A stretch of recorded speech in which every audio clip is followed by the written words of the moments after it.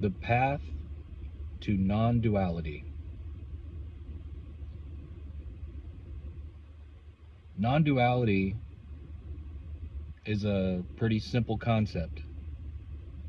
It's just the concept, the idea that there is no other. Basically, there is no outside world. You're not separate from anything. Everything is one life. So even the asphalt on the road is not different from you, separate from you. As we experience this temporal existence, we experience it as distinct from the things around us. We experience the asphalt as different from us. Yes, we experience it that way, but that's not the truth.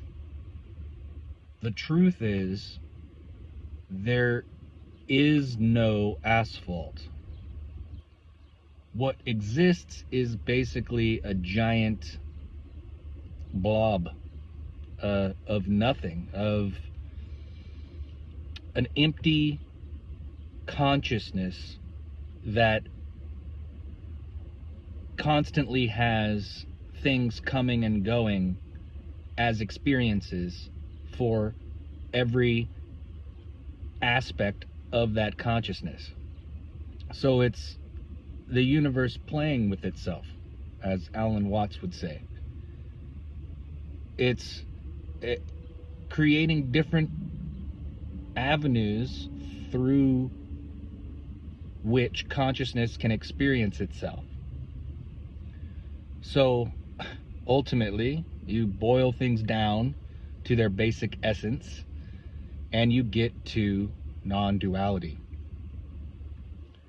However, that concept alone is hard to gain anything from.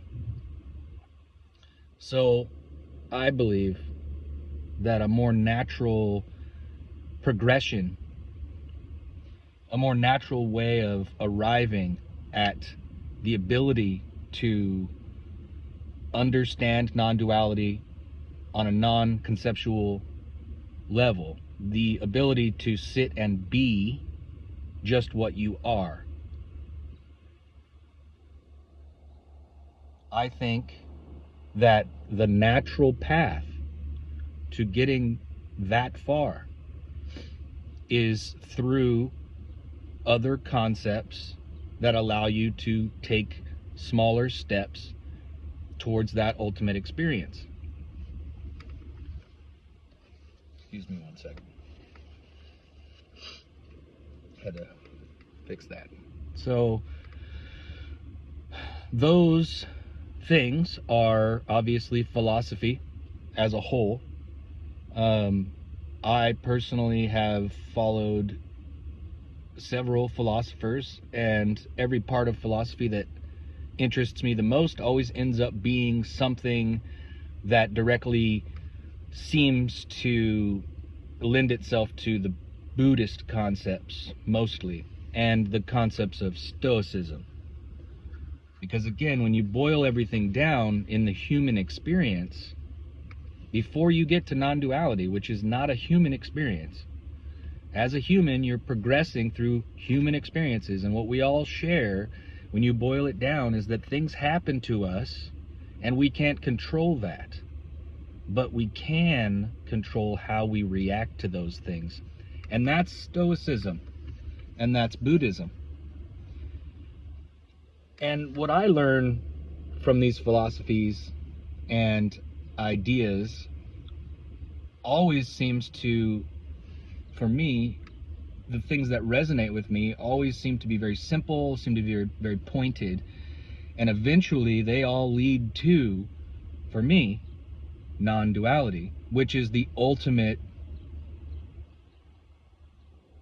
place of understanding, the ultimate intellectual concept that can come the closest to just existing.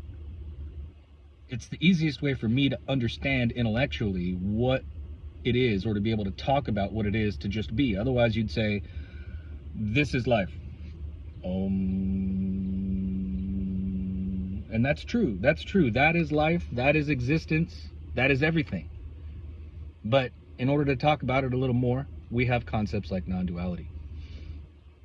And I just felt like it was important to say, for anyone on the path, that just allow the universe to take over and just naturally explore philosophies that interest you, philosophies that intrigue you, and the points within those philosophies, the pointed messages that resonate the most with you and lead you to the next step. I know where you will ultimately end up, but I don't know where you are now, and I don't know what steps will be best for you. You know that through your own intuition. And the more you're able to quiet your mind and listen to these philosophies and these ideas more than once, you need to revisit these ideas over and over, especially as you change and evolve and hopefully become more centered and more quiet and are able to hear more, and your intuition is able to speak to you better, and you're able to hear it and then know for sure which direction to go without being able to say why you know that.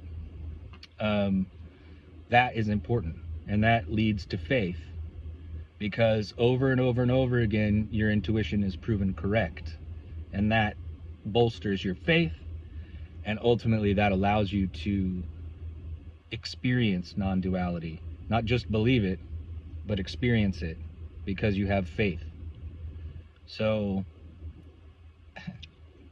there's always a lot more to say, but just keep down the path. And like I said, I would recommend Stoicism and Buddhism. Anything you can find from anyone about those topics, those philosophies, those ideas, just dive into them and see what works for you. There's lots of information out there. And again, as usual, you don't need to seek anything. You don't need to try to do this. You just need to allow it to happen.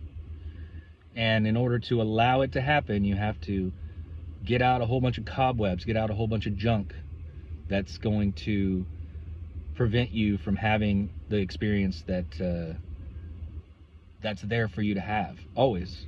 And always a great place for you to be able to go to, especially if there is stress in your life, or as I've said, if things are happening to you, the best way to react to how those things could affect you, or how those things are affecting things around you, the best way to react is going to be found in practicing the principles of Stoicism and Buddhism.